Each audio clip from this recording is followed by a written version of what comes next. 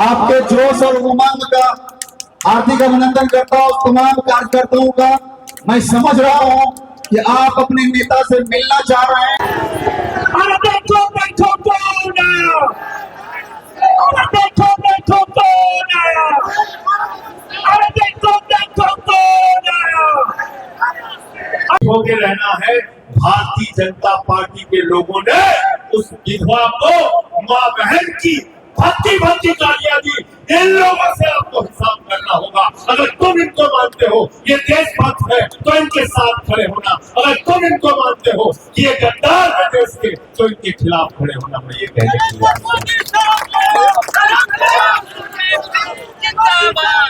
सेना की हमारी बेटी, भारत की सेना की बहादुर बेटी सोफिया कुरैशी, उसके लिए भारतीय जनता पार्टी का मंत्री विजय शाह कहता है वो आतंकवादी की बहन है। क्या कहता है, क्या कहता है, किसके लिए कहता है? भारत के सेना की एक बहादुर बेटी के लिए कहता है वो आतंकवादी की बहन है।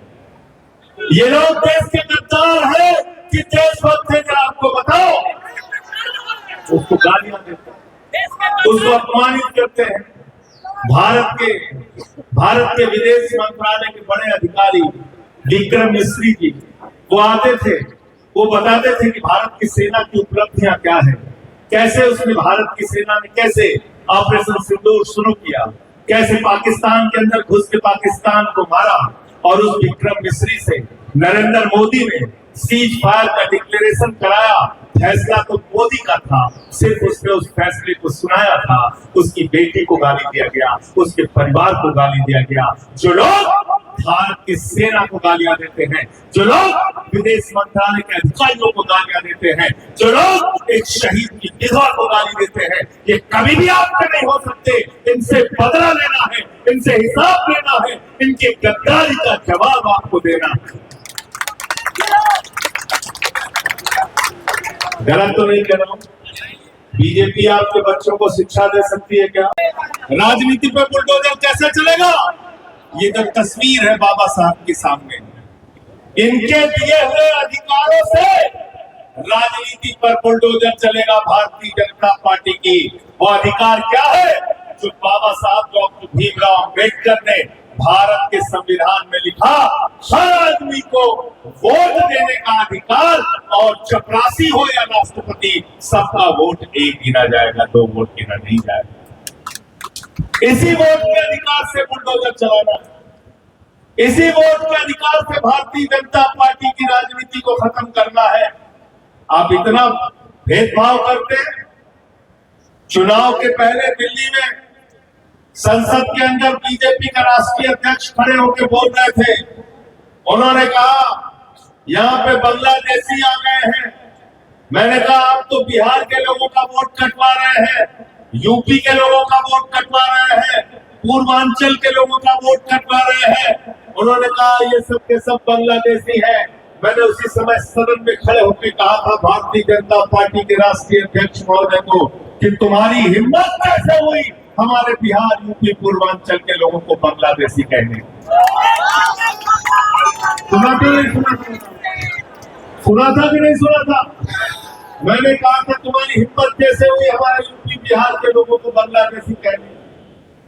साथियों और दोस्तों, आज दिल्ली में दुश्मन देश के नागरिक की तरह बिहार के लोगों के साथ व्यवहार किया जा रहा है। पिछले कई महीने से लगातार जब से बीजेपी आई है, चुन चुन के जहां पे बिहार, यूपी, पूर्वांचल के लोग रह रहे हैं वहां बुलडोजर चलाया जा रहा है।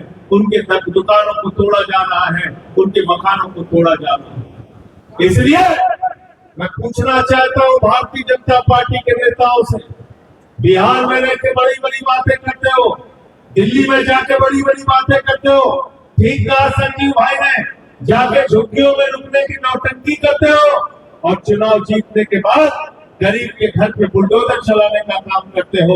अगर हिम्मत है तो आज मोदी के खिलाफ, बीजेपी के खिलाफ बिहार के नेताओं को बोलना चाहिए, और यहाँ के मुख्यमंत्री नीतीश कुमार को कहना चाहिए बिहारी भाइयों पर बुलडोजर रोको, वरना हम सरकार तुम्हारे साथ नहीं चलाएंगे। ये साहस, ये हिम्मत नीतीश कुमार जी को दिखाना चाहिए। लेकिन चारों तरफ खामोश, चारों तरफ चुप्पी है, चारों तरफ खामोशी है, क्योंकि आज एक तानाशाह सरकार देश के अंदर चल रही है, नरेंद्र मोदी जी की सरकार, और बिहार के अंदर दूसरी तानाशाह सरकार चल रही है, बीजेपी जेडीयू की सरकार। रोजगार मांगने के लिए नौजवान सड़क पे आता है, उसको लाठों से पीटा जाता है। मैं नीतीश कुमार जी आपसे कहना चाहता हूं, मैं बिहार की सरकार से कहना चाहता हूं, अरे आप लोग तो आंदोलन से निकले हुए लोग हैं, ये लोकनायक जयप्रकाश नारायण की धरती है।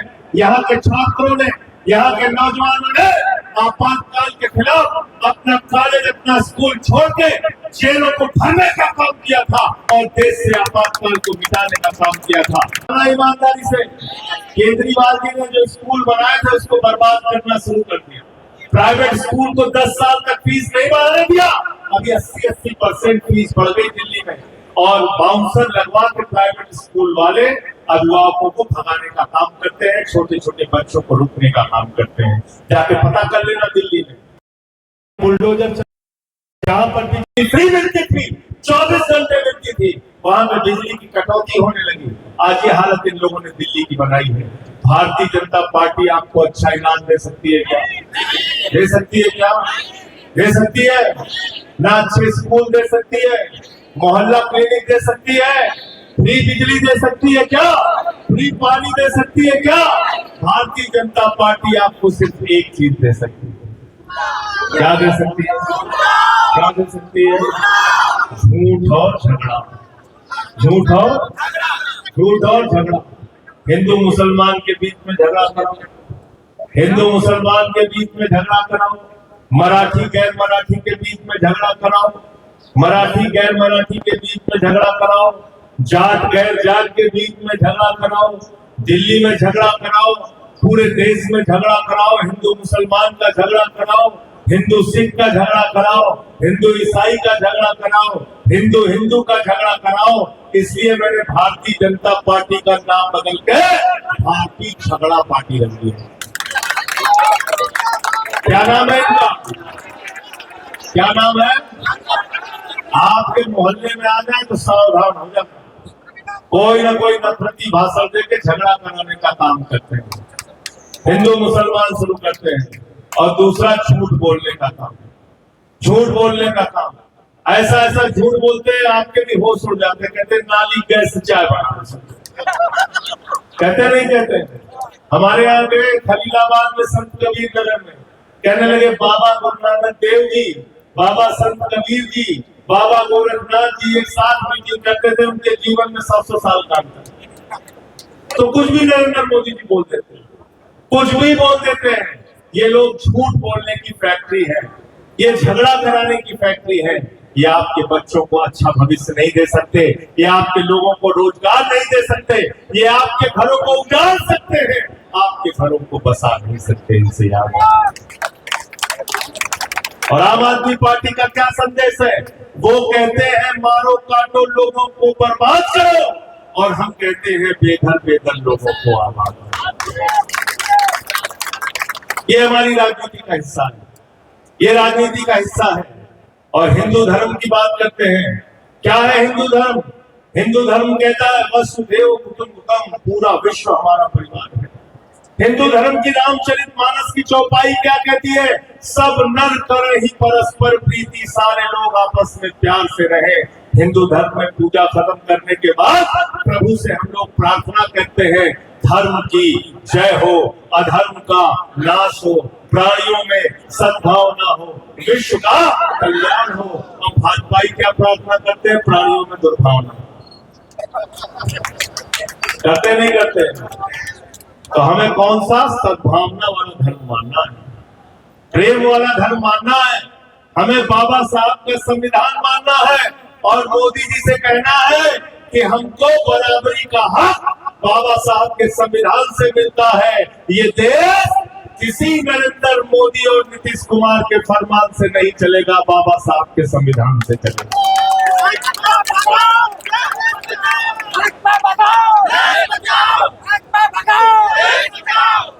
और नारा तो आज बढ़िया दे दिया संजय झा जी। जिसने दिल्ली में की गद्दारी उनसे बिहार में नहीं चलेगी। जिसने दिल्ली में की गद्दारी उनसे बिहार में नहीं चलेगी।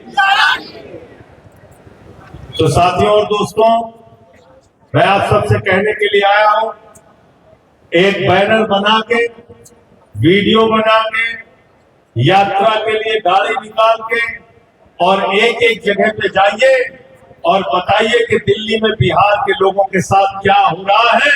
गांव गांव में सोशल मीडिया के जरिए, फेसबुक के जरिए, ट्विटर के जरिए, अपने तमाम माध्यमों से जनता तक ये बात पहुंचाइए कि जो बीजेपी वाले दिल्ली से बिहार के लोगों को भगा रहे हैं, उस बीजेपी को बिहार से बिहारी भाई भगाने का काम करें। तैयार हो सब लोग? हाँ बताओ पीछे तक। तैयार हो सब लोग? तैयार हो ना? अब तो केजरीवाल जी ने भी हरी झंडी दे दी। देखो, हम भी प्रभारी रहे बिहार के, हम भी प्रभारी रहे बिहार के, संजीव झा भी प्रभारी रहे बिहार के, लेकिन चुनाव लड़वाने का सौभाग्य किसको मिला? किसको मिला? आगे आ जाओ। बहुत इन्होंने परिश्रम करके, मेहनत करके आज इन्होंने ये फैसला कराया कि बिहार के अंदर चुनाव हो। और केजरीवाल साहब ने कह दिया है कि हमारे कार्यकर्ता जुट जाए, मेहनत से एक एक जगह पे तैयारी करें और सभी सीटों के ऊपर मजबूती के साथ आम आदमी पार्टी बिहार का चुनाव लड़ेगी और हम लोग अपनी ताकत को दिखाने का काम करेंगे। केजरीवाल जी का शिक्षा का मॉडल, स्वास्थ्य का मॉडल, आम आदमी पार्टी का जो मॉडल है, उसको जनता तक पहुंचाने का काम हम लोग करेंगे। आप सबका हृदय से बहुत बहुत आभार, बहुत बहुत स्वागत और अभिनंदन। इतनी गर्मी में भी आप लोग यहाँ पे जमे हुए हैं, डटे हुए हैं। और मैं ये बात बार बार कहता हूँ कि बिहार में हमारी संख्या कम है कि ज्यादा है, ये ज्यादा महत्वपूर्ण नहीं है, लेकिन इसमें से कोई भी आदमी भगौड़ा, कोई भागने वाला, लाठी खाना होगा तो लाठी, जेल जाना होगा तो जेल, मुकदमा लिखवाना होगा तो मुकदमा, लाठी मुकदमे और जेल से हम लोग डरते नहीं हैं, अपने जूते के नीचे रखते हैं। गलत तो नहीं कह रहा हूं? आज बिहार क्यों आना पड़ा, पटना क्यों आना पड़ा, क्या वजह हो गई? एक दुख है मन में, पीड़ा है, तकलीफ है कि भारतीय जनता पार्टी की सरकार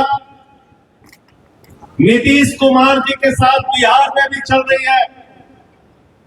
भारतीय जनता पार्टी की सरकार दिल्ली में भी चल रही है। भारतीय जनता पार्टी की सरकार नरेंद्र मोदी की केंद्र में भी चल रही है। भारतीय जनता पार्टी का एमसीडी में मेयर भी हो गया है।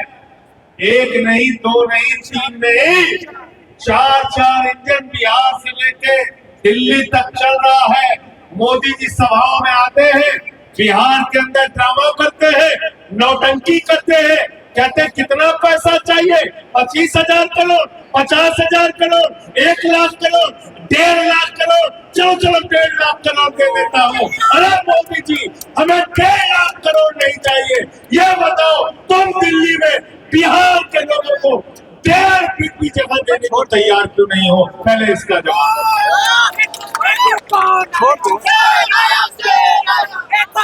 40 साल पहले, 50 साल पहले कोई दरभंगा से, कोई मोतिहारी से, कोई मुजफ्फरपुर से, कोई पटना से, कोई भागलपुर से यहां से गया, दिल्ली में मेहनत किया, मजदूरी किया, अपने बच्चों को पढ़ाया, ऑटो चलाया, रिक्शा चलाया, किसी ऑफिस में छोटी मोटी नौकरी किया और बड़ी मुश्किल से उसने अपनी एक झुग्गी तैयार की, अपना एक छोटा सा घर तैयार किया। उस घर के ऊपर बुलडोजर चलाने का काम भारतीय जनता पार्टी ने किया है।